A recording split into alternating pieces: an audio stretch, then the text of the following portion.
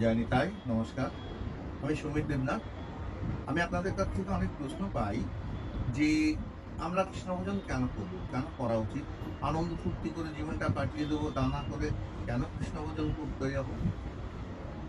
এর উত্তর আমি দিচ্ছি। সেটা হচ্ছে এই যে, আমরা ভূমিষ্ঠ হওয়ার সঙ্গে, সঙ্গে ৫টা ঋণ আমাদের মাথায় এসে পড়ে।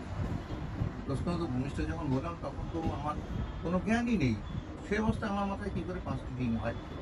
দেখুন, যদি বলি তখন বুঝতে পারবেন। ১ম ঋণ হচ্ছে পিতৃ-মাতৃ ঋণ। আপনারা ভেবে দেখুন, পিতৃ-মাতৃ ঋণ আমাদের হয় কিনা? যে ৫টি ঋণ হয়, তার ২য় হচ্ছে দেব ঋণ, ৩য় ঋষি ঋণ, ৪র্থ ভূত ঋণ, ৫ম হচ্ছে রাজ ঋণ। দেব ঋণের বিষয়ে সামান্য একটু বলি। ভূমিষ্ঠ হওয়ার সঙ্গে, সঙ্গে আমি শ্বাস-প্রশ্বাস গ্রহণ করছি, অর্থাৎ বাতাস গ্রহণ করছি। এই যে বাতাস আমি গ্রহণ